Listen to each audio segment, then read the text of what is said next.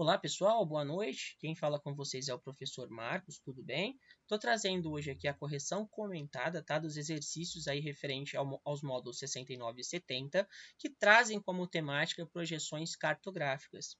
Vamos então ao exercício 1. Bom pessoal, observe a obra de arte e responda ao que se pede. Nós temos uma obra de arte aqui ao lado, né? Nós já até passamos por essa representação durante o nosso conteúdo teórico, tá?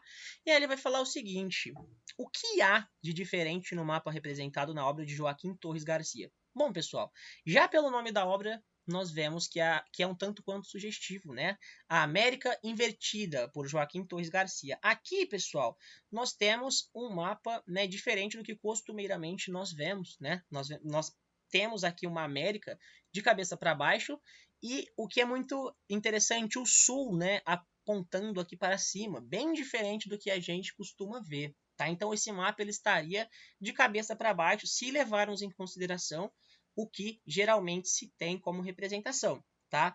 A letra B vem falar o seguinte: esta projeção pode ser considerada certa, por quê? Bom, pessoal, sim, essa projeção pode ser considerada como certa, tá? Porque nós, inclusive, já ressaltamos isso em aula. Não existe certo ou errado desde que se respeitem as referências cartográficas. Então, nós temos referências cartográficas aqui. Nós temos o sul, inclusive, né, mesmo estando apontado para cima. Lembra que eu falei para vocês que não necessariamente o norte estiver para baixo ou o sul para cima, né? Este mapa estaria errado. E nós temos também como ponto aqui, ó, a linha do Equador. Então, sim, não existe certo ou errado, desde que se respeitem as referências cartográficas. E, nesse caso, a indicação da linha do Equador, assim como a orientação para o sul, né, independentemente se ele está apontando para cima ou para baixo, indicam que o mapa está correto. Ok? Vamos aí para o exercício 2, uma questão do Enem, né, que vai falar o seguinte: existem diferentes formas de representação plana da superfície da Terra, né, planisfério.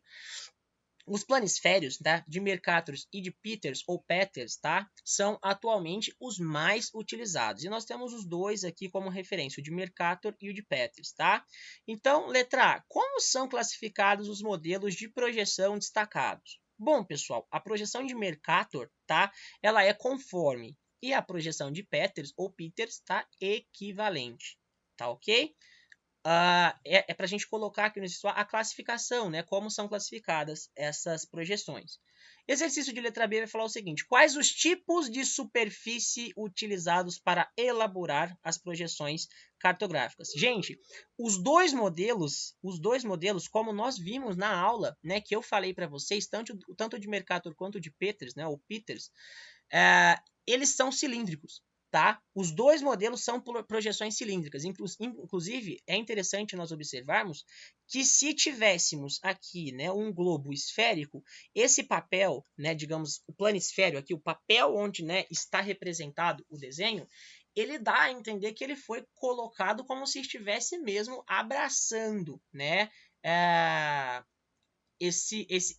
esfera do globo, tá? Então, gente, essa projeção aqui, quando a gente observa, né, olhando o desenho e também pegando como referência o que ele traz lá na nossa teoria, as duas, elas são cilíndricas, tá? Inclusive, vou voltar aqui, tá, gente? Para a gente confirmar o que eu quero falar para vocês. Estou até voltando aqui. Olha só, aqui, ó, exatamente as duas projeções. Inclusive, aqui ele vai dar como referência de Mercator. Mas esta daqui também né, a de Peters está aqui, ela também é cilíndrica, assim como a de Mercator, tá certo? Vamos agora, então, retornando para lá, né, para os nossos exercícios. Aqui, com o mouse, demora um pouquinho, tá? Então, as duas projeções são cilíndricas. Letra C, quais as características destes modelos de projeção? Bom, pessoal, vamos então definir as características de ambas, tá? Então, a projeção de Mercator, ela conserva a forma dos continentes, tá? Ok, conserva a forma dos continentes, as direções e os ângulos, mas altera o tamanho das áreas representadas. Isso aqui é interessante, que ele até coloca que a de Mercator foi usada nas grandes navegações. Por quê? Porque mantinham os ângulos, né, que os europeus, na verdade, eles precisavam navegar, né? Então, essas informações estão contidas no texto, tá? A projeção de Mercator conserva a forma dos continentes, tá? As direções e os ângulos. Mas o que ele altera? O tamanho das áreas representadas, o que não seria muito, não atrapalharia, né, a questão das navegações, porque o referencial que eles precisavam é o ângulo de navegação, tá certo? A projeção de Peters, então, né, ela conserva a proporcionalidade das áreas, tá? Isto é, dos tamanhos, tá? Mas não mantém as formas, as direções e os ângulos. Nós também falamos isso na nossa aula, né, enquanto estávamos passando aí pelo conteúdo, tá ok? Essas informações também estão contidas no texto, tá? Que são de grande valia, muito importante. Então, assim, Mercator, né? Nós temos aí utilizado nas grandes navegações, mantém os ângulos e as direções, tá?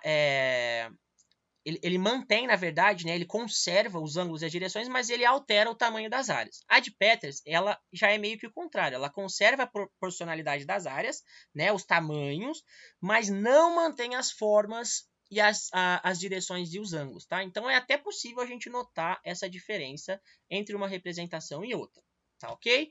Por último, então, nós temos o exercício 3, que nós resolvemos juntos, né, na sala, antes de finalizarmos a nossa aula, tá? Que é para identificar os tipos de projeção cartográficas representados, né?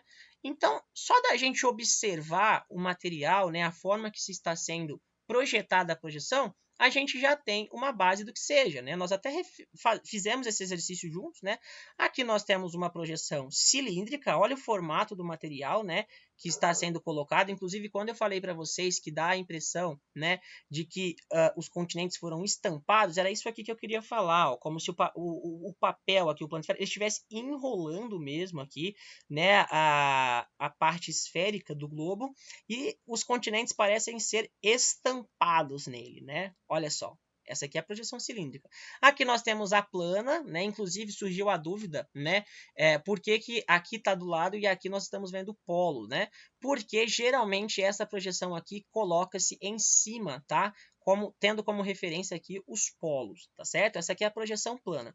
E por último, né? Essa projeção aqui, que ela é um tanto quanto diferente das outras duas, né?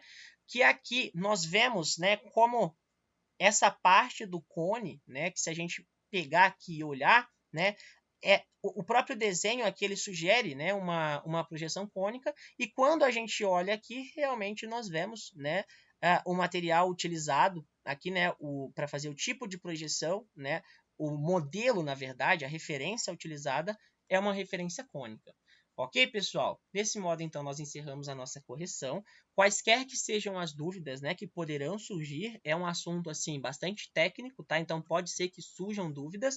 Por favor, entrem em contato comigo, tá? Não fiquem com dúvidas, que isso é o mais importante. Um grande abraço, pessoal. Fiquem com Deus e até a próxima aula. Até logo!